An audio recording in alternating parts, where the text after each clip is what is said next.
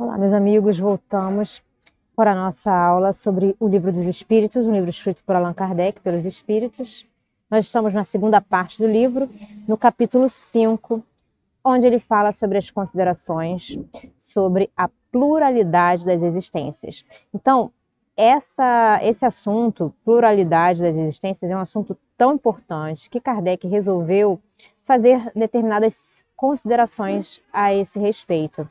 Então, preparem-se, apertem os cintos, porque esse capítulo é muito grande, então a gente vai ficar um bom tempo aqui tentando entender o que ele quer dizer com essas considerações. Nós estamos na questão 222 do livro. É uma questão bem extensa. Então vamos lá. Kardec diz o seguinte: não é novo, dizem alguns, o dogma da reencarnação. O que isso quer dizer? Que a reencarnação é algo muito antigo, né? Esse assunto vem muito depois, muito antes, quer dizer, muito antes do Espiritismo. Então, ressuscitaram-no da doutrina de Pitágoras. Olha lá, com Pitágoras. Nunca dissemos ser de invenção moderna a doutrina espírita. Então, Kardec mesmo afirma que a doutrina espírita não é uma coisa moderna. Constituindo uma lei da natureza, o espiritismo há de ter existido desde a origem dos tempos. Então, desde que Deus criou tudo. E sempre nos esforçamos por demonstrar que do espiritismo, que dele se descobrem sinais na antiguidade mais remota. Então, a gente pode encontrar sinais do espiritismo em qualquer tribo ou em qualquer época da história da humanidade, né, do mundo. Pitágoras, como se sabe, não foi o autor do sistema da metempsicose, né? Metempsicose, para quem não lembra, é aquela imaginação, aquela coisa que a gente pensa que podemos encarnar em espíritos de animais, né? O espírito do homem pode encarnar dentro de um espírito animal. Bom, Pitágoras, ele o colheu dos filósofos indianos e dos egípcios. Então, essa história da metempsicose vem lá da filosofia indiana e da filosofia egípcia. Esses filósofos que o tinham desde tempos imemoriais, né? Eles conheciam esse sistema aqui desde tempos e tempos, há muitos anos. A ideia da transmigração das almas formava, pois, uma crença vulgar, algo do povo, né? Algo que todo mundo acreditava, aceita pelos homens mais eminentes. Então, os homens poderosos também aceitavam isso. De que modo a adquiriram? Como é que eles conseguiram essa informação, né? Por uma revelação ou por intuição? Ignoramo-lo, quer dizer que não se sabe.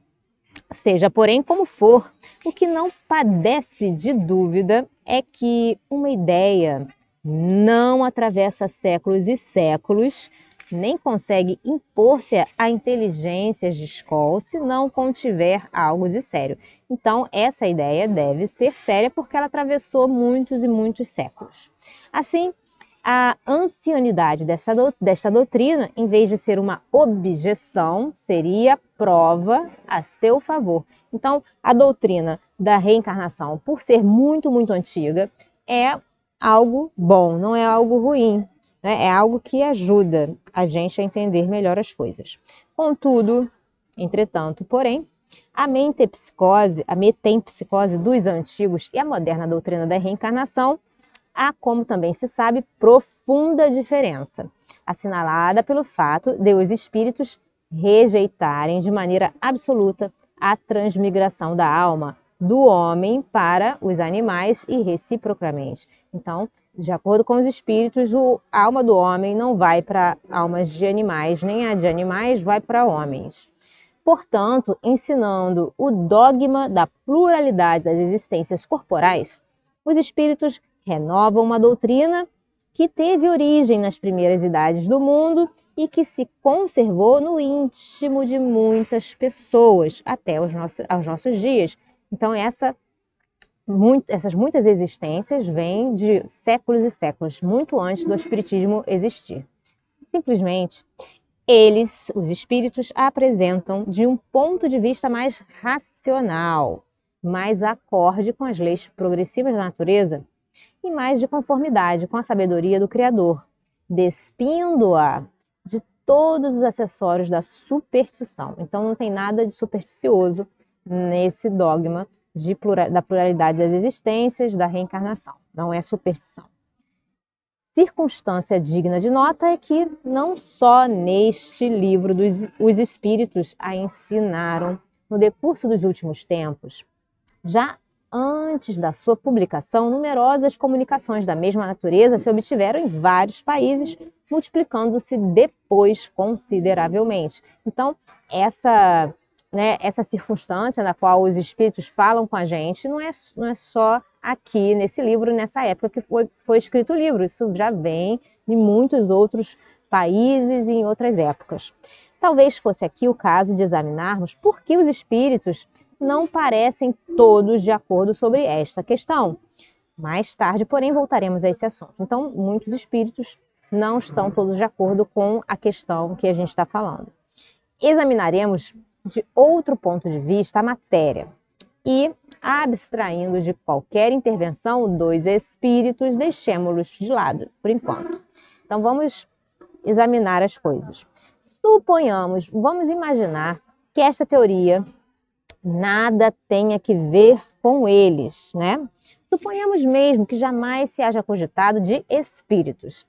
Então, coloquemo-nos momentaneamente num terreno neutro, né? Nem que sim, nem que não, admitindo o mesmo grau de probabilidade para ambas as hipóteses, isto é, a da pluralidade e a da unicidade das existências corpóreas. O que quer dizer isso? A pluralidade é que a gente diz, tem várias existências.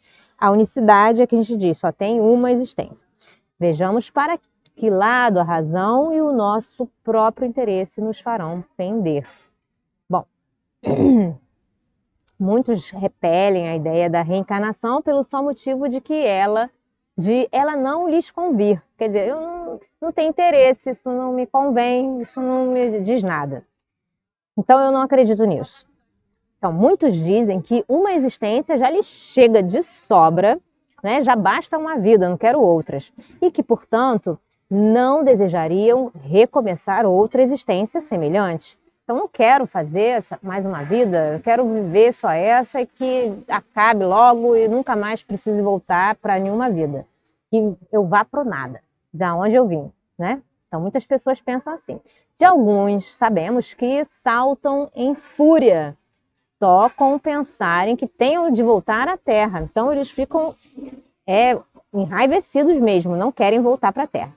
Perguntar-lhes-emos apenas se imaginam que Deus lhes pediu o parecer ou consultou os gostos para regular o universo. Então, para esses que não querem voltar para a Terra, planeta Terra, vamos perguntar, será que Deus, antes de fazer tudo, perguntou a vocês o que vocês gostam e não gostam? Né?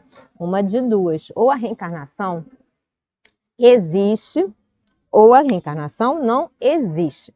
Se existe, nada importa que os contrarie. Terão que a sofrer, sem que para isso lhes peça a Deus permissão. Então, se a reencarnação é verdadeira, não adianta ficar com raiva, né? Afiguram-se-nos os que assim falam um doente a dizer. Então, eles parecem com um doente dizendo o seguinte: sofri hoje bastante, não quero sofrer mais amanhã.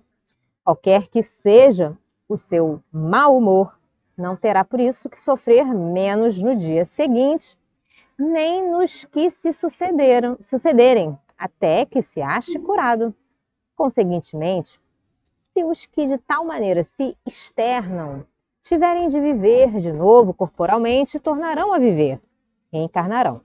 Nada lhes adiantará rebelarem-se quais crianças que não querem ir para o colégio, ou quais condenados que não querem ir para a prisão. Passarão pelo que têm de passar. São demasiado pueris semelhantes objeções para merecerem mais seriamente examinadas. Então, não são objeções assim muito válidas, né? Porque parece uma objeção de uma criança, parece uma negação vinda de uma criança. Diremos, todavia, aos que as formulam que se tranquilizem, que a doutrina espírita no tocante à reencarnação não é tão terrível como a julgam, que, se a houvessem estudado a fundo, não se mostrariam tão aterrorizados. Saberiam que deles dependem as condições da nova existência, que será feliz ou desgraçada, conforme ao que tiverem feito neste mundo. Desde agora poderão elevar-se tão alto que a recaída no lodaçal não lhes seja mais de temer. Bom, supomos dirigir-nos a pessoas que acreditam no futuro depois da morte, e não aos que criam para si a perspectiva do nada, ou pretendem que suas almas se vão afogar num todo universal, onde perdem a individualidade como os pingos da chuva no oceano, o que vem a dar quase no mesmo. Ora, pois, se credes no futuro qualquer, certo, não admitis que ele seja idêntico para todos, porquanto, de outro modo, qual a utilidade do bem? Se todo mundo faz tudo igual, o bem não seria útil para nada. Por que haveria o homem de constranger-se? Por que deixaria de satisfazer a todas as suas paixões, a todos os seus desejos, embora à custa de outrem, uma vez que por isso não ficaria sendo melhor nem pior? Não é? Se você se inibe de fazer tudo o que você gostaria de fazer para ser uma pessoa melhor, e não adianta nada isso, para que você vai se inibir, né? Credes, ao contrário, que esse futuro será mais ou menos ditoso ou inditoso, mais ou menos feliz ou infeliz, conforme ao que houverdes feito durante a vida, e então desejais que seja tão afortunado, tão feliz quanto possível, visto que há de durar pela eternidade, não é? Mas, porventura, talvez, teríeis a pretensão, né, o desejo de ser dos homens mais perfeitos que hajam existido na Terra. E, pois, com direito a alcançardes de um salto a suprema felicidade dos eleitos, será que as pessoas têm essa pretensão de ser mais feliz e aí ir direto lá para o lugar, para o paraíso, né? Não. Admitis então que há homens de valor maior do que o vosso e com direito a um lugar melhor, sem daí resultar que vos conteis entre os réprobos. Quer dizer que só porque existem homens melhores do que nós, não significa que nós estamos entre os homens piores. Pois bem, colocai-vos mentalmente por um instante nessa situação intermédia, né? Que a gente não é nem o perfeito nem o imperfeito demais. Estamos no intermediário, que será a vossa, como acabastes de reconhecer. Imaginar que alguém vos venha dizer: sofreis, não sois tão felizes quanto poderíeis ser, ao passo que diante de vós estão seres que gozam de completa aventura, de completa felicidade. Quereis mudar na deles a vossa posição? Né? Você quer ficar tão bem quanto eles? Certamente, respondereis. O que devemos fazer? Quase nada. Recomeçar o trabalho mal executado e executá-lo melhor. Hesitarias em aceitar, ainda que há poder de muitas existências de provações? Então quer dizer que, será que a gente hesitaria de recomeçar o trabalho para ficar uma pessoa melhor? Façamos outra comparação mais prosaica, algo mais recorrente. Figuremos que há um homem que, sem ter chegado à miséria extrema, quer dizer, ele não é um miserável, extremamente miserável, mas ele sofre, né? Um homem que, sem ter chegado à miséria extrema, sofre, no entanto, privações por escassez de recursos. Então, viessem dizer... Só um momento. É isso aí. A esse homem viessem dizer: aqui está uma riqueza imensa de que podeis gozar. Para isto só é necessário que trabalhes arduamente durante 1 minuto. Fosse ele o mais preguiçoso da terra, que sem hesitar diria: trabalhemos 1 minuto, 2 minutos, 1 hora, um dia, se for preciso, que importa isso, desde que me leve a acabar os meus dias na fartura? Ora, que é a duração da vida corpórea em confronto com a eternidade? Menos que 1 minuto, menos que 1 segundo. Temos visto algumas pessoas raciocinarem deste modo: não é possível que Deus, soberanamente bom como é, impõe ao homem a obrigação de recomeçar uma série de misérias e tribulações. Acharão porventura essas pessoas que há mais bondade em condenar Deus, o homem, a sofrer perpetuamente por motivos de alguns momentos de erro, do que em lhe facultar meios de reparar suas faltas? 2 industriais, esse é outro exemplo, né? 2 industriais contrataram 2 operários, cada um dos quais podia aspirar a se tornar sócio do respectivo patrão. Aconteceu que esses 2 operários, certa vez, empregaram muito mal o seu dia, merecendo ambos ser despedidos. Um dos industriais, não obstante as súplicas do seu, mandou embora, e o pobre operário, não tendo achado mais trabalho, acabou por morrer de miséria. O outro disse ao seu: perdeste um dia. Deve-me, por isso, uma compensação. Executaste mal o teu trabalho. Ficaste a me dever uma reparação. Consinto que o recomeces. Trata de executá-lo bem, que te conservarei ao meu serviço e poderás continuar aspirando à posição superior que te prometi. Bom, esse foi o exemplo. Agora, será preciso perguntemos qual dos industriais foi mais humano? Dar-se-á que Deus, que é a clemência mesma, seja mais inexorável do que um homem? Será que Deus é pior do que um ser humano nesse âmbito? Alguma coisa de pungente há na ideia de que a nossa sorte, nosso destino, né, fique para sempre decidida por efeito de alguns anos de provações, ainda quando de nós não tenha dependido o atingirmos a perfeição, ao passo que eminentemente consoladora é a ideia oposta, que nos permite a esperança. Assim, sem nos pronunciarmos pró ou contra a pluralidade das existências, sem preferirmos uma hipótese à outra, declaramos que, se aos homens fosse dado escolher, ninguém quereria o julgamento sem apelação. Disse um filósofo que, se Deus não existisse, fora mister inventá-lo para a felicidade do gênero humano. Outro tanto se poderia dizer da pluralidade das existências. Mas, conforme atrás ponderamos, pensamos ou refletimos, Deus não nos pede permissão nem consulta nossos gostos. Ou isto é ou não é. Vejamos de que lado estão as probabilidades e encararemos de outro ponto de vista o assunto, unicamente como estudo filosófico, sempre abstraindo o ensino dos espíritos. Quer dizer, vamos deixar de lado o ensino que os espíritos nos ensinaram. Se não há reencarnação, só há, evidentemente, uma existência corporal. Se a nossa existência corpórea é única, a alma de cada homem foi criada por ocasião do seu nascimento. Né? Você nasce e a sua alma, puf, nasceu. A menos que se admita a anterioridade da alma, caso em que caberia perguntar o que era ela antes do nascimento e se o estado em que se achava não constituía uma existência sob forma qualquer.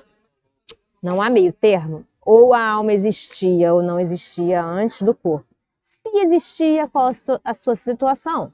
Tinha ou não consciência de si mesma? Se não tinha, é quase como se não existisse. Se tinha individualidade, era progressiva ou estacionária. No outro caso, a que grau chegar ao tomar o corpo? Admitindo, de acordo com a crença vulgar, com a crença das pessoas normal, né, o senso comum, que a alma nasce com o corpo. Você antes não tinha alma, depois que seu corpo nasceu, ela nasceu junto com ele. Ou que a alma, o que vem a ser o mesmo, que antes de encarnar só dispõe de faculdades negativas. Né? Não tem inteligência, não tem nada. Não tem memória, nada disso. Perguntamos, primeiro, por que mostra a alma aptidões tão diversas e independentes das ideias que a educação lhe fez adquirir? Segundo, De onde vem a aptidão extranormal de muitas crianças em tenra idade, em tenra idade revelam, que essas crianças revelam, bem jovens, para esta ou aquela arte, para esta ou aquela ciência, enquanto outras se conservam inferiores ou medíocres durante a vida toda. Terceiro, donde em uns as ideias inatas ou intuitivas que noutros não existem. Quarto, donde em certas crianças o instinto precoce que revelam para os vícios ou para as virtudes, os sentimentos inatos de dignidade ou de baixeza, contrastando com o meio em que elas nasceram. Quinto, porque, abstraindo-se da educação, uns homens são mais adiantados do que o outro. Sexto, por que há selvagens e homens civilizados? Se tomardes de um menino otentote recém-nascido e o educardes nos nossos melhores liceus, fareis dele algum dia um Laplace ou um Newton? Qual filosofia ou a teosofia é capaz de resolver estes problemas? É fora de dúvida que ou as almas são iguais ao nascerem ou são desiguais. Se são iguais, por que, entre elas, tão grande diversidade de aptidões? Dir-se-á que isso depende do organismo. Mas então achamos-nos em presença da mais monstruosa e imoral das doutrinas. O homem seria simples máquina, joguete da matéria. Deixaria de ter a responsabilidade de seus atos, pois que poderia atribuir tudo às suas imperfeições físicas. Se as almas são desiguais, é que Deus as criou assim. Nesse caso, porém, porque a inata superioridade concedida a alguns corresponderá a essa parcialidade, essa preferência à justiça de Deus e ao amor que ele consagra igualmente a todas as suas criaturas? Admitamos, ao contrário, uma série de progressivas existências anteriores, né? Você vai progredindo conforme você vai de vida em vida, para cada alma, e tudo se explica. Ao nascerem, trazem os homens a intuição do que aprenderam antes. São mais ou menos adiantados conforme o número de existências que contêm, conforme já estejam mais ou menos afastados do ponto de partida. Dá-se aí exatamente o que se observa numa reunião de indivíduos de todas as idades, onde cada um terá desenvolvimento proporcionado ao número de anos que tenha vivido. As existências sucessivas serão para a vida da alma o que os anos são para a do corpo. Reuni em certo dia um milheiro de indivíduos de 1 a 80 anos. Suponde que um véu encubra todos os dias precedentes ao em que os reunistes, e que, em consequência, acreditais que todos nasceram na mesma ocasião. Perguntareis, naturalmente, como é que uns são grandes e outros pequenos, uns velhos e jovens, outros instruídos uns, outros ainda ignorantes. Se, porém, dissipando-se a nuvem que lhes oculta o passado, vierdes a saber que todos hão vivido mais ou menos tempo, tudo se vos tornará explicado. Quer dizer, o de 80 anos viveu mais do que o de 2 anos, o de 50 mais do que o de 24, e aí por diante. Deus, em sua justiça, não pode ter criado almas desigualmente perfeitas. Com a pluralidade das existências, a desigualdade que notamos nada mais apresenta em oposição à mais rigorosa equidade, é que apenas vemos o presente e não o passado. A este raciocínio serve de base a algum sistema. Alguma suposição gratuita? Não. Partimos de um fato patente, incontestável: a desigualdade das aptidões e do desenvolvimento intelectual e moral, e verificamos que nenhuma das teorias correntes o explica, ao passo que uma outra teoria lhe dá explicação simples, natural e lógica. Será racional preferir-se as que não explicam àquela que explica? À vista da sexta interrogação acima, vamos colocar aqui novamente, que está aqui, olha. Por que há selvagens e homens civilizados? Se tomardes de um menino otentote, recém-nascido, e o educardes nos nossos melhores liceus, fareis dele algum dia um Laplace ou um Newton? Então, se a gente toma aí, né, dessa pergunta,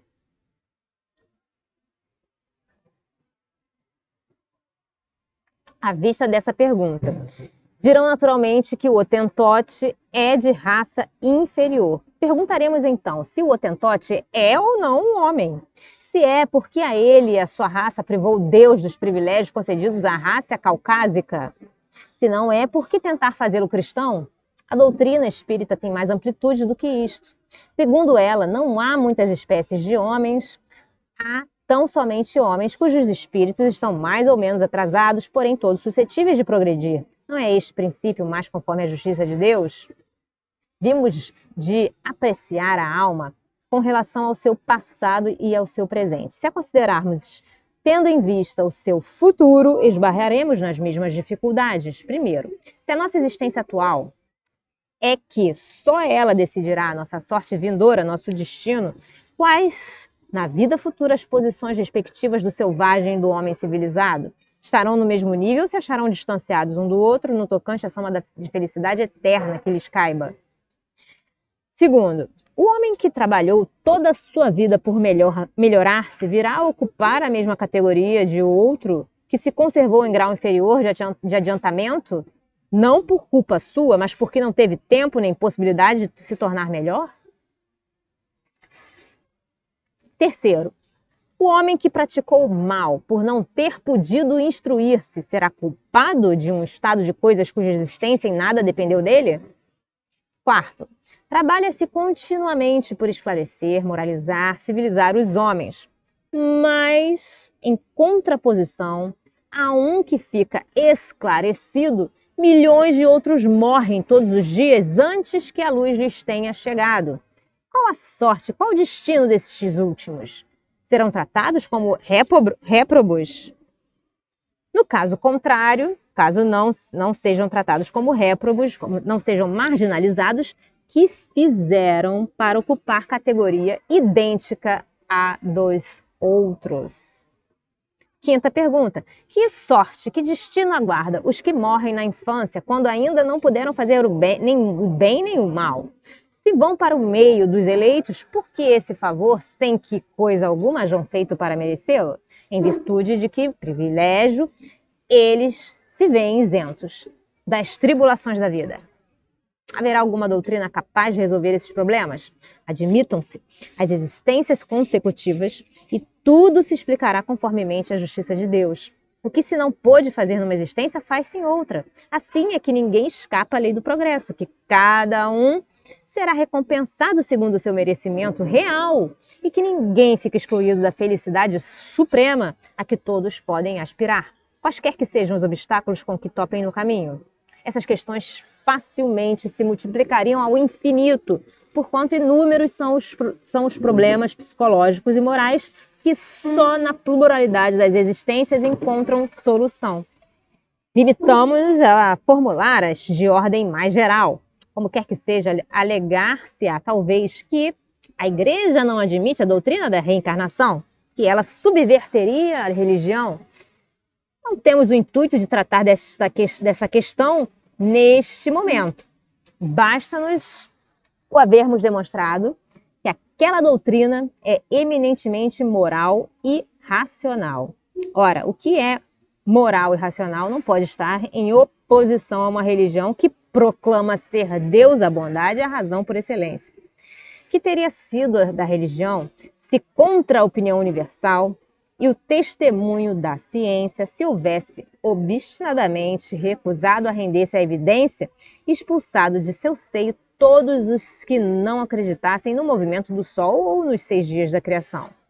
Que crédito houvera merecido e que autoridade teria tido entre povos cultos uma religião fundada em erros manifestos e que os impusesse como artigos de fé?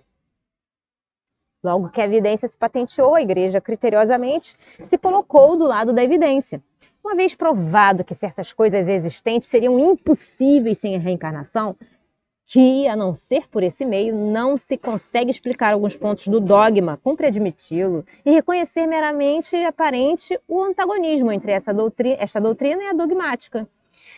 Mais adiante mostraremos que talvez seja muito menor do que se pensa a distância que da doutrina das vidas sucessivas, né, da reencarnação, separa a religião e que a esta não faria aquela doutrina maior mal do que lhe fizeram as descobertas do movimento da Terra e dos períodos geológicos, as quais, à primeira vista, pareceram desmentir os textos sagrados.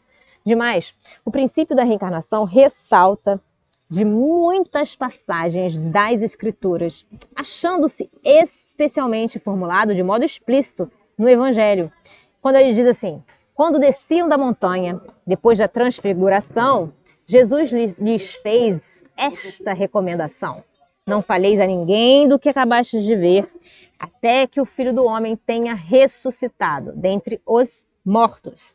Perguntaram-lhe então seus discípulos: por que dizem os escribas ser preciso que primeiro venha Elias? Respondeu-lhe Jesus: é certo que Elias há de vir e que restabelecerá todas as coisas.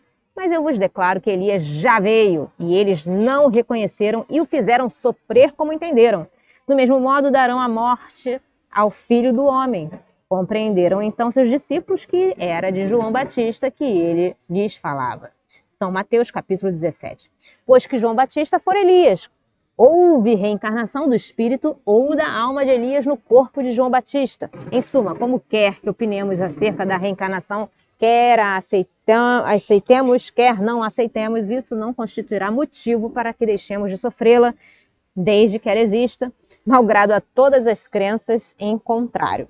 O essencial está em que o ensino dos espíritos é eminentemente cristão, apoia-se na imortalidade da alma, nas penas e recompensas futuras, na justiça de Deus, no livre-arbítrio do homem, na moral do Cristo. Logo, não é antirreligioso?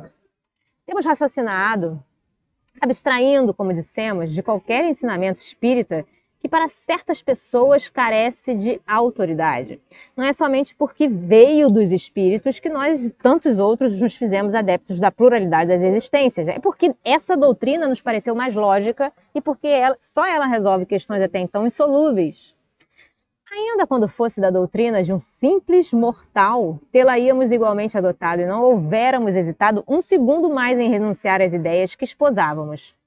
Em sendo demonstrado o erro, muito mais que perder do que ganhar, tem o amor próprio, como o se obstinar na sustentação de uma ideia falsa.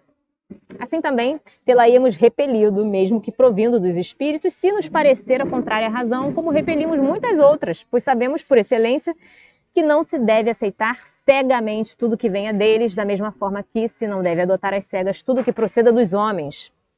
Melhor título que, ao nosso ver, recomeça a ideia da reencarnação é o de ser, antes de tudo, lógica. Outro, no entanto, ela apresenta o de a confirmarem os fatos positivos e, por bem dizer, materiais, que um estudo atento e criterioso revela a quem se deu o trabalho de observar com paciência e perseverança e diante dos quais não há mais lugar para dúvida.